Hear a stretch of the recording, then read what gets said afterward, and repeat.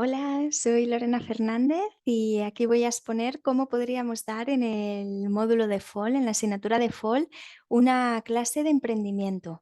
La intención es especialmente comparar cómo es un estilo tradicional de una masterclass o bueno, de una clase magistral a cómo podemos hacer ese cambio y realizar una clase que sea realmente en la que podamos utilizar el aprendizaje colaborativo, que podamos utilizar el debate, es decir, una clase que puede resultar muy unidireccional en el primer caso, a cómo podemos hacerla bidireccional, multidireccional en el caso que vamos a exponer aquí. Entonces, lo primero que quiero comentar es la importancia de estemos en el aula que estemos, ya sea en un entorno presencial o ya sea en un entorno online, en la medida de lo posible utilizar las TIC, utilizar las tecnologías de la información. Algo que veremos más adelante es que las personas tenemos tres canales de comunicación. En primer lugar tenemos el visual, en segundo lugar el auditivo y en tercer lugar el kinestésico. Probablemente el kinestésico sea el más desconocido. El kinestésico se refiere a aquellas personas a las que bueno, reciben la comunicación, reciben los mensajes del entorno en base a cómo se sienten. ¿Vale? Por poner un ejemplo, acaban de abrir un restaurante nuevo en tu barrio, no has podido ir el día de la inauguración, pero sí que ha ido tu mejor amiga. Le preguntas a tu mejor amiga qué tal ha sido la cena, qué tal, si estaba rico, si no estaba rico, cómo era el precio de la carta, y tu amiga lo que te responde es lo siguiente. Estuve fenomenal, un sitio fantástico, la gente extraordinaria, me sentí a gustísimo. ¿Te ha contado algo del precio? No. ¿Te ha contado algo de la calidad de los alimentos o de si estaba rico o no estaba rico? Absolutamente nada. Te ha hablado de cómo se sentía. Entonces, dentro de estos tres canales de comunicación, que a no ser que tengamos capacidades diferentes, todos los seres humanos tenemos estos tres canales, sí que es cierto que cada uno de nosotros tenemos un canal preferente. Esto significa que tenemos un canal por el que de manera inmediata percibimos el mundo a nuestro alrededor. Bueno, pues se estima, esta estimación es muy complicada de hacer, se estima que más del 80% de la población nuestro canal preferente es el visual. De ahí mi insistencia para los docentes de que siempre tengamos presente un buen PowerPoint. Por ejemplo, lo que os estoy proyectando en este momento, podría no proyectarlo, pero en este momento, para quienes seáis visuales, os estoy conectando a través de una imagen que no nos dice nada en absoluto, pero a la vez es inspiradora, imágenes suaves, pocas letras. Este es el primer consejo que daría. Bueno, pues para hablar de emprendimiento, voy a hablar un poco, digamos, de los errores, ¿no? Y es que esto no siempre se suele tener en cuenta. Vamos a tenerlo en cuenta aquí, porque muchas veces me he topado con diferentes personas en diferentes foros que cuando hablan de emprendimiento, bueno, pues ponen el ejemplo de grandes empresas, de Facebook, de Apple. Bueno, pues al final tenemos que, cuando hablamos con chicos y chicas, hablamos de lo que significa emprender, tenemos que ser conscientes de que no todos vamos a ser Facebook, que no todos vamos a ser Apple. Entonces es lo primero que tenemos que tener en cuenta. Bajemos al terreno, ¿vale? Bajemos, españolicemos también esos modelos de negocio que nos vienen de Estados Unidos, que aquí no funcionan de la misma manera. Y ya no solo hablar de los casos de éxito, que a veces pensamos que haciéndolo de esta manera les vamos a motivar, muchas veces lo que conseguimos hablándole de estos casos inmensos es hacer que sientan muy lejano el emprendimiento, cuando en realidad es muy, muy cercano. Entonces, en vez de hablar de éxito, en esta clase me voy a permitir la licencia de hablar del fracaso. Vale, entonces, ¿cómo yo haría esto con los chicos? Bueno, pues utilizaría plataformas con las que puedan probarse a ellos mismos, que sean interactivas, que las podamos utilizar con un pequeñito QR. Entonces, por ejemplo, en este caso, he decidido escoger la aplicación de Kahoot y la pregunta es la siguiente.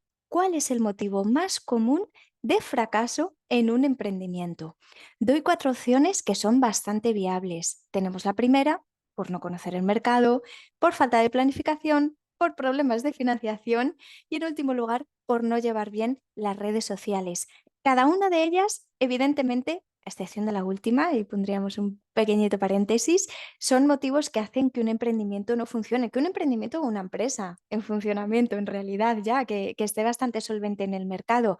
Entonces, es de vital importancia que cuando ellos vayan marcando, vayamos señalando que no hay una respuesta correcta al uso, pero sí que es verdad que hay una que es más común, que es la más común que hace que fracasen los emprendimientos y efectivamente, quizá si lo estabas pensando, sería la opción azul, por falta de planificación. Esto lleva un momento en el que se empiezan a mirar entre ellos y empiezan, bueno, pues a sonreírse, a estar interesados en la materia. ¿Por qué? Pues porque las diversas personas que están dentro del aula van a marcar cosas diferentes, muy especialmente por problemas de financiación, ¿vale? Esto es algo que suelen marcar. Entonces, ¿cómo resolveríamos? Bueno, pues lo que explicaríamos aquí sería que es por falta de planificación y dentro de esta falta de planificación es un paraguas enorme que acaba englobando de alguna manera las demás, no teniendo en cuenta las redes sociales, porque esto hablaremos un poquito más tarde. Venga, enemigos de la planificación. Aquí lo importante con este texto que citamos es que expliquemos o que demos sobre todo ejemplos y como os decía al principio, ejemplos llanos, no entender qué es lo que quiere la gente. Por ejemplo, ¿qué es lo que yo explico aquí? Oye, pues yo como persona practicante de yoga, a lo mejor mi momento en el que realizo mi práctica es por la noche, porque es cuando tengo tiempo. Entonces, quizá de ahí me viene una idea. ¿Por qué no abrir un estudio de yoga que simplemente abra por las noches, únicamente para aquellas personas que se encuentren como yo, cuya disponibilidad para hacer su práctica sea en ese momento? Bueno, esto atiende a mi necesidad propia. Quizá no atiende a las necesidades de las otras personas, pero esto ocurre muchísimo dentro del mundo empresarial. Yo tengo una idea porque esa idea realmente responde a una de mis necesidades y por tanto entiendo que el resto del mundo tiene las mismas necesidades. No siempre es así. Entonces, ¿aquí de qué le hablaría a los chicos? Muchas veces existe ese celo de no voy a compartir mi idea, no vaya a ser que me la copien. Todo lo contrario, comparte, haz focus group, cuéntaselo a la gente, no se lo cuentes únicamente a tu madre y a tu abuela, que ellas te van a decir, por supuestísimo, a todo que sí, compártelo con lo que tú consideras que podría ser tu público objetivo y de una forma serena recibiendo las críticas, que es lo que más necesitas. Aquí les hablaré probablemente en el siguiente punto de saber cuánto va a costar todo, les hablaré de la parte financiera, porque aunque pueda parecer obvio, yo he conocido muchos emprendimientos que venden su producto por debajo del precio de coste. Y esto es porque hay muchas personas a las que les cuesta muchísimo poner precio a su propio producto. Bueno, ¿qué es lo que haría con los chicos? Les iría explicando punto por punto con muchísimos ejemplos cómo esto funciona y aparte les invitaría a método socrático pregunta-respuesta. Les iría preguntando de manera constante, oye, ¿qué ejemplo se te ocurre a ti? ¿Tienes alguna persona cercana o algún ejemplo cercano que se te ocurra que haya caído en este error, que haya tenido este tropezón en este sentido? Bueno, viajaríamos por este punto y aquí de nuevo, les volvería a hacer una prueba, volveríamos a utilizar la aplicación Kahoot. ¿Y aquí qué es lo que le preguntaría? Bueno, pues ¿cuál creen ellos y ellas que es el objetivo principal de una empresa desde el día uno hasta el día 100.000, hasta el día final? ¿Cuál es el objetivo principal? Sabiendo que una empresa tiene diferentes objetivos. El primero, ganar dinero. Segundo, sobrevivir. Tercero, posicionarse en el mercado. O cuarto, darse a conocer. ¿Cuál creen ellos y ellas que es el objetivo principal? Y aquí, al igual que antes, saldrán diferentes respuestas, ¿vale? Pero ¿cuál sería la correcta? Eso nos va a dar la percha para explicar lo que viene a continuación. La correcta sería sobrevivir. Lo explico, ¿vale? Seguro que hay muchos de los que estáis escuchando que estáis pensando, hombre, el objetivo no puede ser la supervivencia, para eso no monto un emprendimiento, el objetivo tiene que ser el ganar dinero. Por supuesto que sí, tiene que ser ganar dinero, eso lleva a la supervivencia, pero cuando tu objetivo principal es ganar dinero, en realidad no estás trabajando bien en un plan. ¿Y qué significa la supervivencia? Bueno, si curiosamente nos vamos a la teoría darwiniana de la evolución, lo que nos dice es que la especie que sobrevive no es ni la que es más rápida, ni la que tiene los dientes más largos, ni las garras más afiladas. La especie que sobrevive es la que mejor se adapta. Lo primero que tenemos que entender cuando hacemos un emprendimiento es que vivimos en un entorno buca, en un entorno volátil, incertero, en un entorno cambiante de manera constante. Entonces, tú ahora haces en abril de 2024 un emprendimiento con estas características que mañana no vas a tener las mismas condiciones, tu público objetivo puede cambiar, el entorno político va a cambiar, el entorno económico, las necesidades de las personas, la manera de comunicarnos. Entonces, lo primero que tienes que entender, el objetivo principal de tu empresa es la supervivencia. ¿Por qué? Porque lo único cierto en esta vida es el cambio. Entonces, tienes que tienes que estar dispuesto, dispuesta a que todo lo que cambie, todo lo que a tu alrededor va a cambiar, tú tengas la facilidad de adaptarte. Entonces, consejo número uno, antes de empezar a aprender, primero trabajemos en la gestión del cambio, ¿vale? La gestión del cambio conlleva muchísimo intraemprendimiento, por así decirlo, de alguna manera, ¿no? Tenemos que ver cómo estamos de avanzados cada uno de nosotros con los cambios que tenemos a nuestro alrededor, si los estamos estancando, si estamos fluyendo con ellos, si los aceptamos, si no. Primero necesitamos conocernos en este punto para ver qué medidas tomamos adelante. Siguiente sugerencia que trabajaré aquí con los chicos será trabajar la gestión emocional. ¿Vale? Aquí todo esto, como os decía, pregunta, respuesta, que vayan colaborando, aprendizaje colaborativo, método socrático, aprendizaje en la gestión emocional.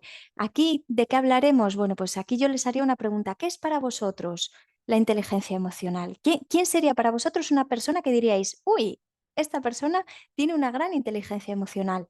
Que me pongan ejemplos. Algunos estarán más elaborados, otros menos. Y trataré de explicarles la importancia de la inteligencia emocional, porque una cosa que yo siempre explico es, las personas somos emociones con patas y las empresas están formadas por personas. A veces hablamos de las empresas como si fueran un logo pensante. No lo son, ¿vale? Las hacemos nosotros. Las emociones están siempre latentes. Entonces, primero tenemos que aprender de inteligencia emocional antes de aprender de cualquier otro tipo de consecuencia que se aplica a un negocio.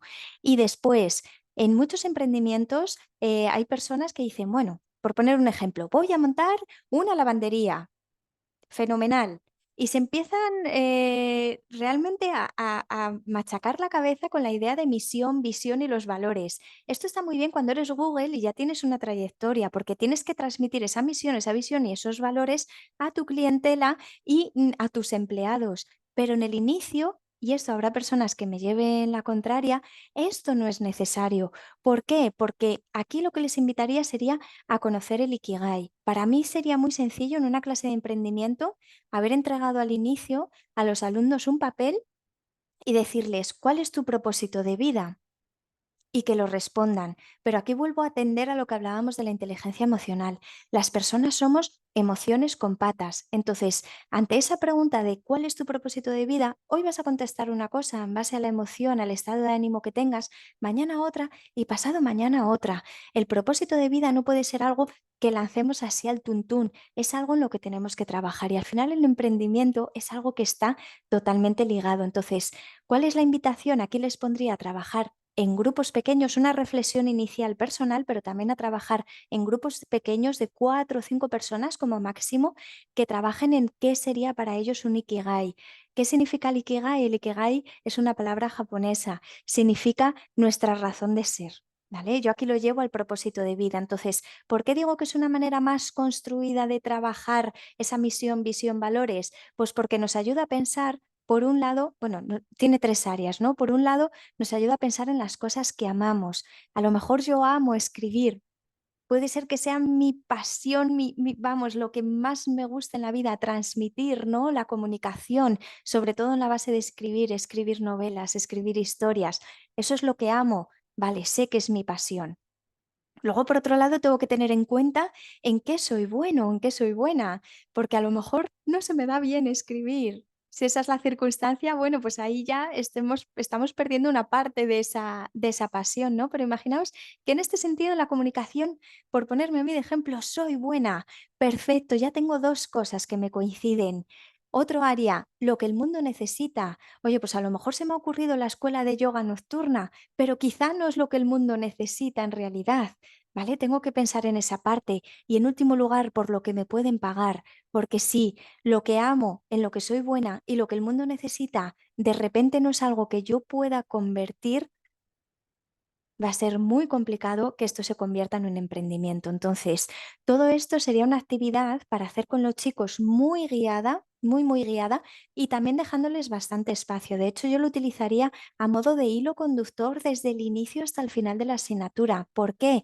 Default, porque el Ikigai nos ayuda a cada uno de nosotros a entendernos, a comprendernos, a saber cuáles son nuestras habilidades, a entender también en lo que eres bueno o no eres bueno, pero quieres llegar a conseguirlo, se puede trabajar. Todo esto tiene muchísimas aristas muy interesantes para construir con esos jóvenes adultos a los que acompañamos. ¿Por qué? Porque al fin y al cabo todo está conectado y cuando hacemos una exposición a personas que están formando su personalidad, lo primero que tenemos que entender es que les tenemos que dar un hilo conductor. Todas las materias tienen que estar unidas. Todos los bloques que vayamos a dar de contenidos dentro de nuestra asignatura tienen que tener sentido, tienen que estar interrelacionados. Por ahí es importante que tengamos este tipo de actividades que a ellos les invite a la reflexión, les invite también al compartir y sobre todo que vean que tiene sentido de inicio a final y que también es algo que le va a acompañar a lo largo de sus vidas.